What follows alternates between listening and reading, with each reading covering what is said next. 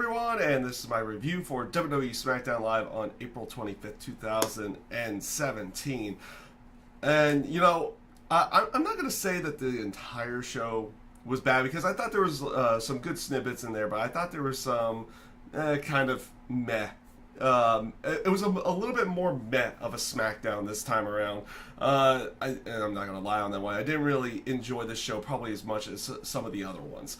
But there is some things to grasp onto with the entire show, so we'll get into the entire show as it is. They started off the show with Shinsuke Nakamura coming out. And it was looking like he was just going to be out there to do an interview before Renee Young even gets like a sentence off. They get interrupted by Dolph Ziggler, who comes out there, and he starts doing this whole thing about he's gonna do the interview now and everything in that sense. He's doing it the heelish way. It's like he asks Shinsuke Nakamura something and pulls the microphone away and says something else. It was a really weird segment. I'm not exactly sure why they really went this way about it. I mean, they even had Dolph Ziggler come off as he thought Shinsuke Nakamura was just Michael Jackson, portraying Shinsuke Nakamura in every sense of the word there. This entire segment came off really weird, and they're also playing this off I get the aspect of Shinsuke Nakamura's matches should be probably considered more special and everything in that sense, and I do like it to a certain degree that they're waiting till Backlash. But also, they're waiting so long for him to have his first match. I mean, he came in the SmackDown after WrestleMania, and it's almost been a month, and he hasn't had a match now. So it's one of those things, I feel like they're waiting a little too long for him to actually have a match. Now, don't get me wrong, him and Dolph Ziggler, I think they're going to have a good match inside the ring. Just what they're doing right now is a little bit... It's not that good, at least this week.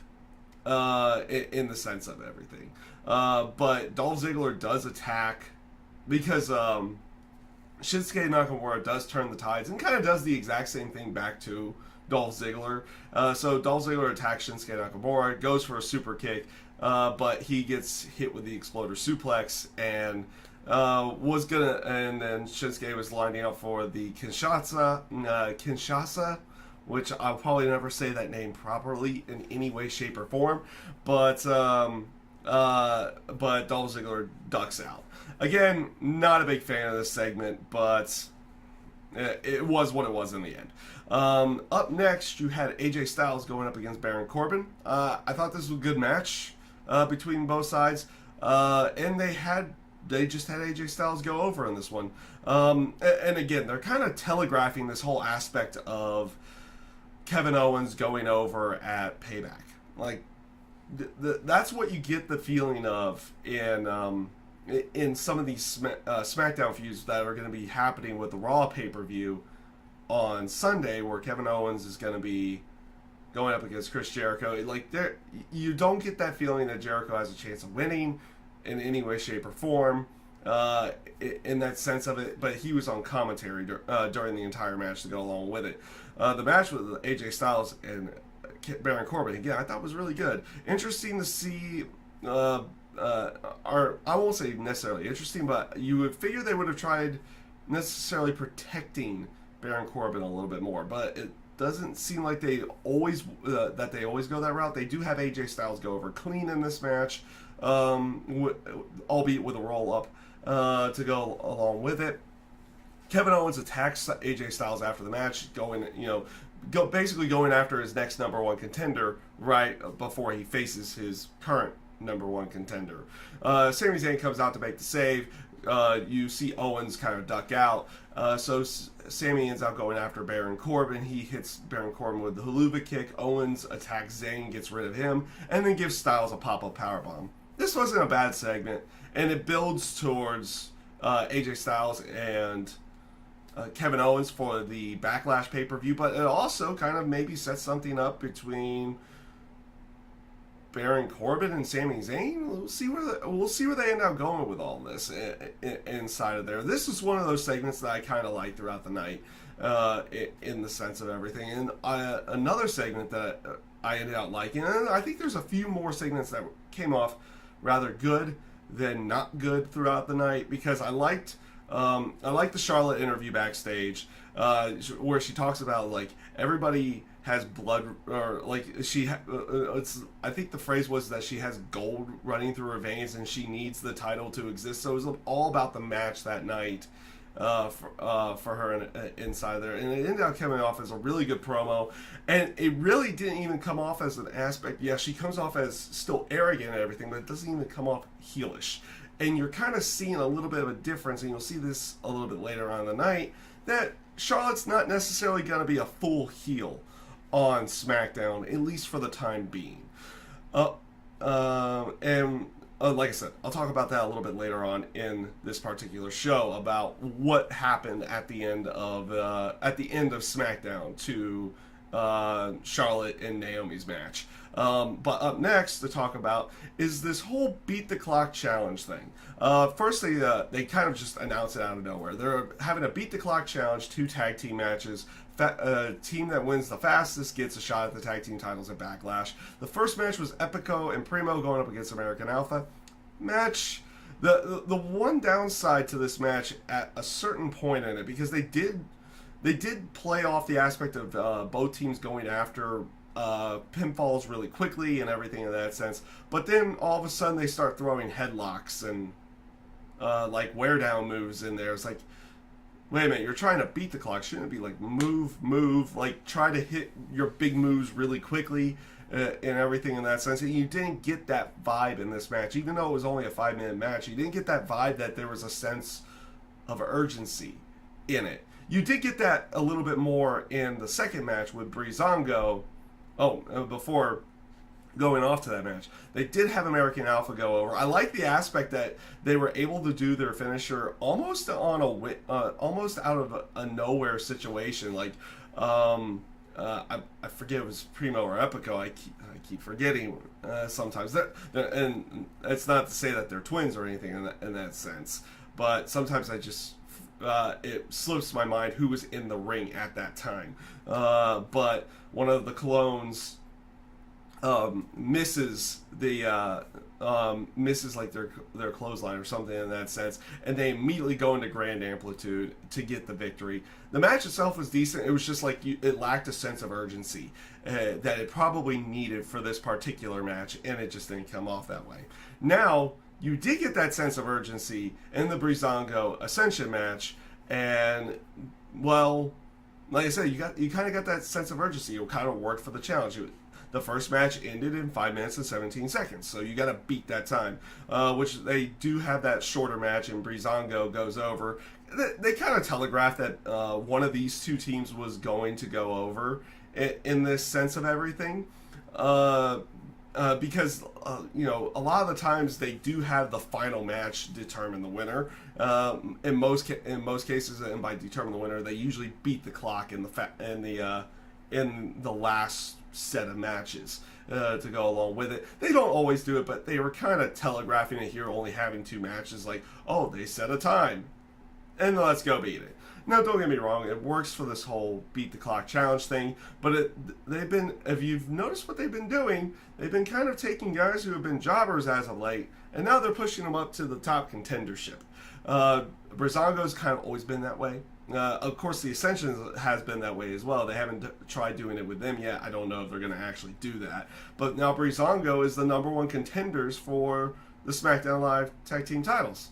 Now, the real good thing is I like you see like the almost genuine joy out of Breezango, both Tyler Breeze and Fandango, about winning this match and winning the #1 contendership. They had good faces for it. It was well played off in that sense of it. Like, there was some good in there, and like I said, also that you got that sense of urgency that both teams were trying to end the match quickly, and I thought this one came off a little bit better than the first match of the night.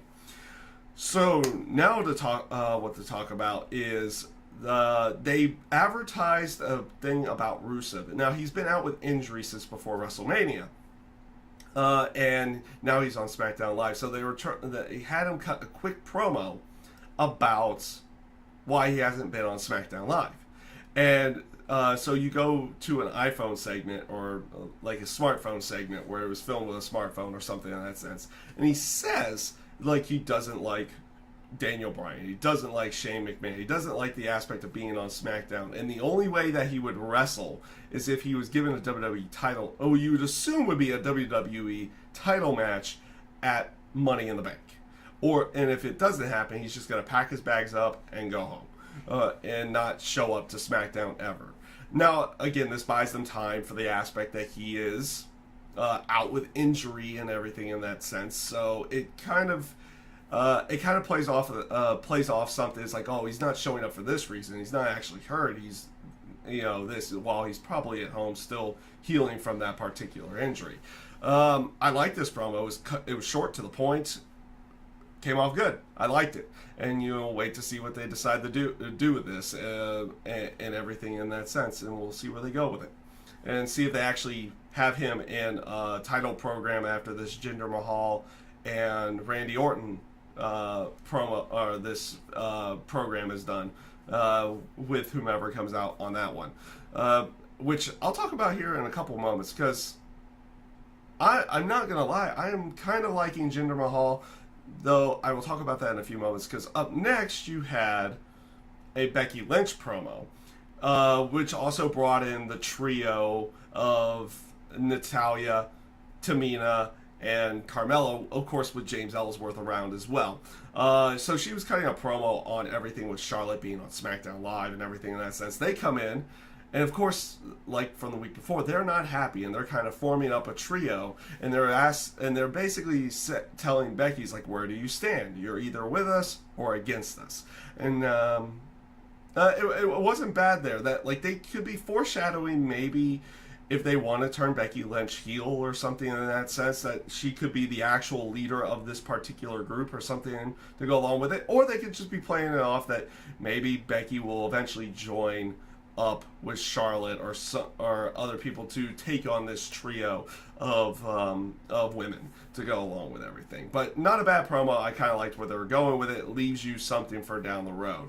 Up next was Eric Rowan versus Randy Orton, and yeah, it was an okay DQ match. It wasn't really anything special.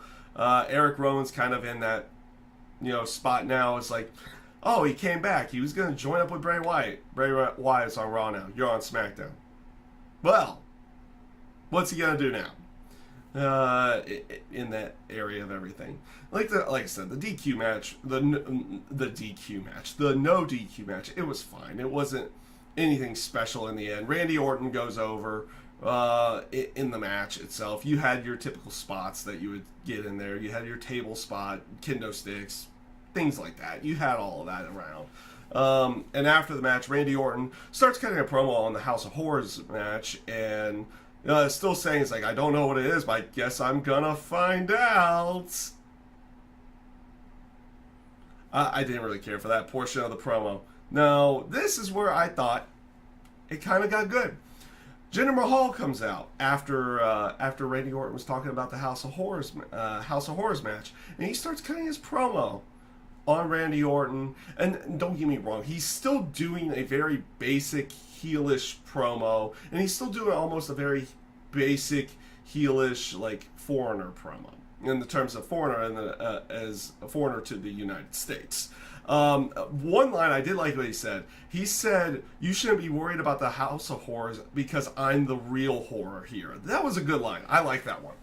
I actually like that one. Otherwise, like I said, the thing that is really working with Jinder Mahal now is not necessarily the quality of the promo. It's the intensity of the promo. You kind of get a believability about his promo that he truly feels this way and everything in that sense. He starts cutting. So he finishes cutting a promo towards Randy Orton, and then starts cutting his promo in native language. And as soon as he was done with that, he goes after Randy Orton, who counters everything, and basically, gains the advantage. Was going for the draping DDT when I think they're going to call them the Singh brothers now, but the Bollywood boys.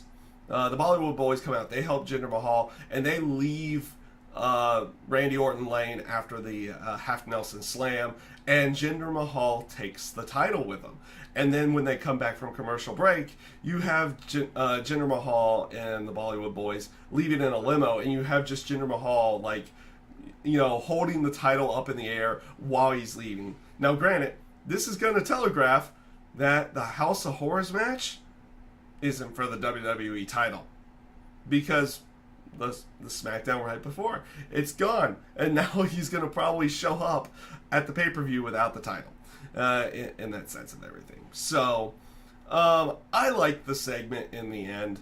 Like I said, I would like to see a little bit more depth in Jinder Mahal's promos, but his intensity is good, and it is somewhat enjoyable. And like I said, I'm still going to give this one a shot. Like I said, Jinder Mahal has been doing a lot of good work with this whole, or he's done some good work now with this whole program, and we'll see if they can continue on with that. If he continues on with that, do they go a little bit further into his promo abilities? What other aspects will the Singh brothers, the Bollywood Boys, have going and helping out Jinder Mahal and everything in that sense? There's some good stuff there, and like I said, I'm giving this a chance. I know they haven't been having Jinder Mahal win all that much since he's been back, but now he's been, you know, propelled up to the WWE title picture and everything in that sense.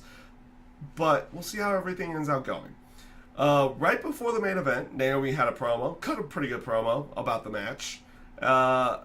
She was sitting there at gorilla position, and did cut a good promo about the match that night, saying, "Yeah, Charlotte beat me last week, but you know, this is where it actually counts. This is where you're actually at the top of your game right now, with the title on the line, everything in that sense." I liked the promo. Yes, basic promo, but good. It was good for what it needed to be.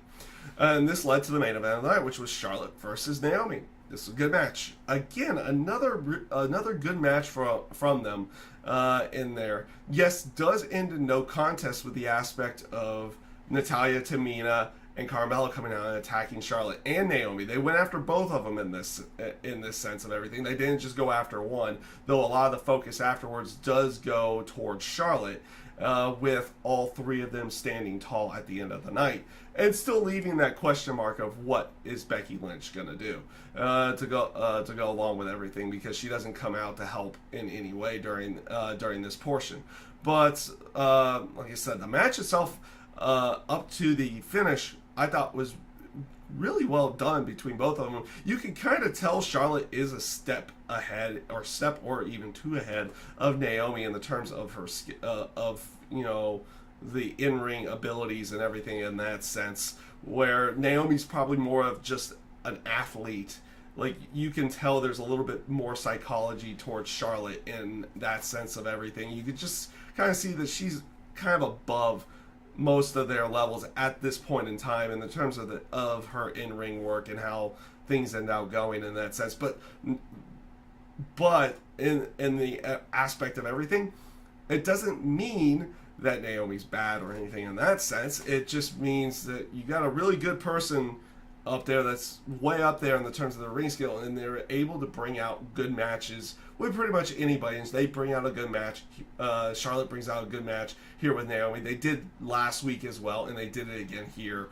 And then, of course, you had that storyline of Natalya, Tamina, and Carmella joining up with forces to basically take out Charlotte, and I guess take out Naomi to go along with it. I'm assuming this is going to probably lead to some kind of tag match somewhere down the road to go along with it. So we'll see where they go with everything. Overall, though, it's definitely not one of the better SmackDowns, but it wasn't a bad one by any stretch of the imagination either, to go along with that. So it was kind of in that meh range. You had good match with Baron Corbin and AJ Styles. The whole thing with Breezango winning the #1 contendership, that'll be interesting to see how they decide to play that off, even though they had never really gone babyface. Now they're working with the heel tag team. How are they going to make them babyface to go along with it? The match with Charlotte and Charlotte and Naomi was really good. And of course they have the storyline elements with Tamina, Natalia, Carmella, and of course Becky Lynch to go along with it in there as well. So we'll see how everything plays off of that one. So that is my review this week for SmackDown Live. I thank you guys for watching, and I hope you have a great day.